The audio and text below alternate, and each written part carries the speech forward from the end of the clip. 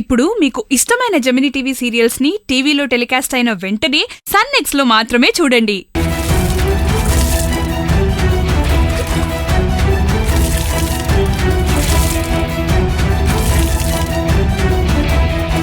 ఈ పని చేయటానికే ఇంతసేపు చేస్తే ముగ్గెప్పుడు వేస్తా, పాత్రలు ఇప్పుడు కడుగుతాం. పాపం చిన్న పిల్లే, వదిలేవే. ఒక పంచి, నువ్వే నన్ను వదిలే. ఏంటి అలా చూస్తున్నావు? నేను చెప్పిందే ఇంట్లో జరగాలి. అడ్డొచ్చావో అంతే చెప్తున్నా. త్వరగా కాని, ఇంకా చాలా పనులున్నాయి. రేయ్, వెళ్ళి చింటుగాడు లేచిలోపు పాలు తీసుకురా. క్షణం లేటైనా వాత పెడతాను. నీకు కాదు, మీ అక్కకి.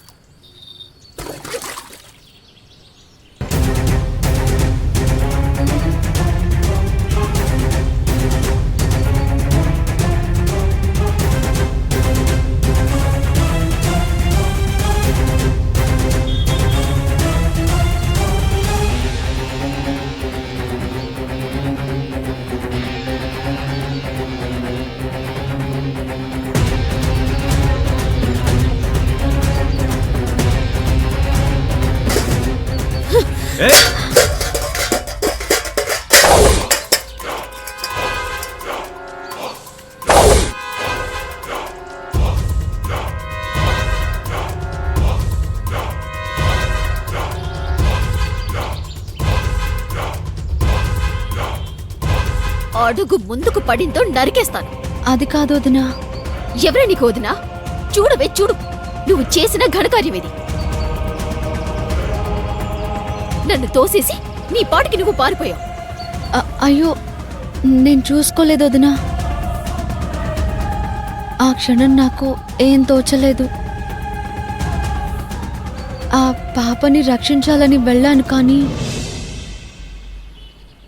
పాప ఎవరమ్మా? అసలేం జరిగింది? అన్నయ్య, నోరు ముయ్యవయ్యా.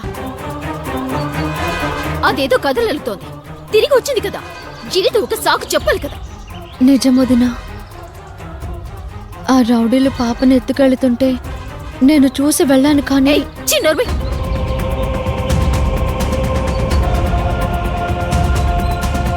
ఎలా చెప్పగలవే ఇన్ని అబద్ధాలు? నిన్ను వల్లి, రాధ పాపని రక్షించడానికి వెళ్ళానని చెప్తుంది కదే, అర్థం చేసుకోవే. అది అర్థం చేసుకుందా? చిలక్కి చెప్పినట్టు చెప్పాను. ఆ పట్టాభి జోలికి వెళ్ళొద్దే, ఒక్క క్షమాపణ చెప్పవే అని. విన్నదాన్ని చెల్లి.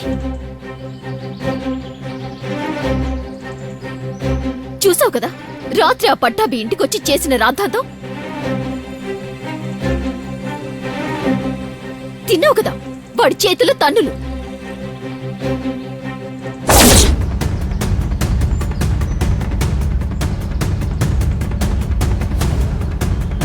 విన్నావు కదా వాడు నా గురించి ఎంత నీచంగా మాట్లాడాడో.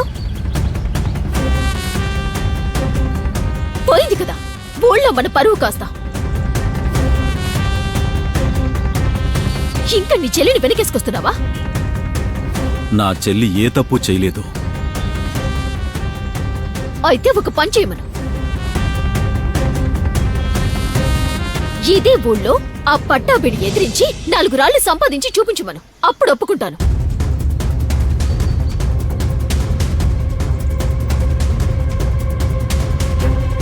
ఇంకో సంపాదన వెతుక్కునే అవసరం లేదు వదినా. నేను ఆ స్కూల్లోనే పనిచేస్తాను. ఏంటి, పట్టాభిని ఎదిరించిన తర్వాత కూడా ఆ స్కూల్లో నీకు ఇంకా చోటుందని అనుకుంటున్నావా? అదే గవర్నమెంట్ స్కూల్ వదినా.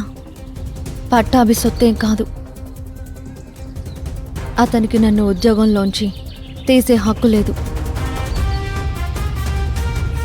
రాధా, ఎందుకు ఆ పట్టాభితో మనకి? వాడు చాలా పలుకుబడి ఉన్న మనిషి. అతని ముందు నువ్వు నిలబడలేవమ్మా. నిలబడతానన్నయ్య. అంతేకాదు, అతన్ని శిక్షించకుండా వదలను. చూసావా, అది నీ చెల్లి. ఎవరెలా పోయినా దానికి సంబంధం లేదు. దాని పంతం దాందే. సరేనే, నీ ఇష్టం వచ్చినట్టు బూరేగు. మమ్మల్ని వదిలే. ఎందుకంటే మాకు నీలాగా నీతిగా పోరాడే శక్తి లేదు. మేము ఇలాగే తగ్గే ఉంటాం, తగ్గే బతకాలి కూడా. కాబట్టి నీకు రెండే దారులు. ఒకటి పట్టాభికి క్షమాపణ చెప్పి వాడి కాళ్ల మీద పడి తిరిగి ఉద్యోగం సంపాదించి ఇంటికి రావడం, లేదా నీ దారిన నువ్వు పోవటం.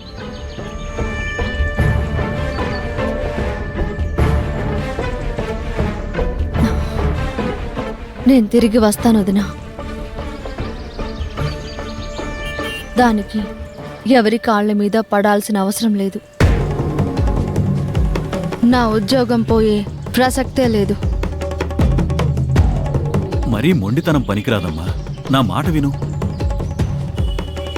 సరేనే, నీ ఉద్యోగం మీద నీకు ఇంకా ఆశ ఉన్నట్టుంది. పోయి ఆ ఆశ కూడా ఆవిరైపోయింది అని తెలుసుకున్న తర్వాత నీ నిర్ణయం గురించి నువ్వే ఆలోచించుకో.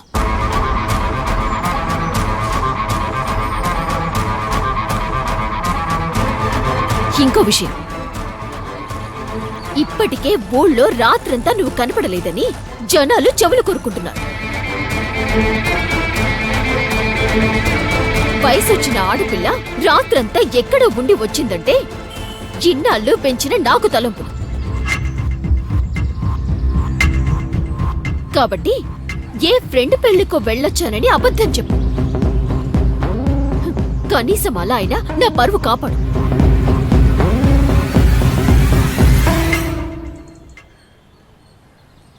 ఏమైందిరా? ఏమైపోయావు రాత్రంతా?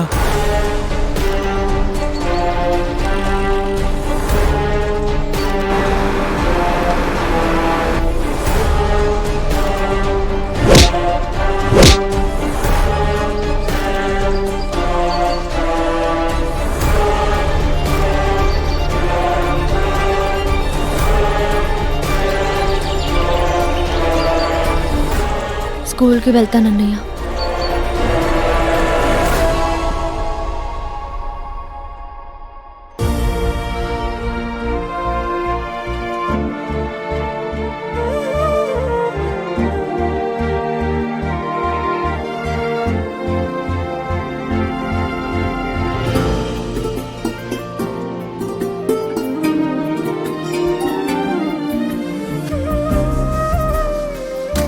ఎంత ప్రమాదం తప్పింది నా బంగారానికి.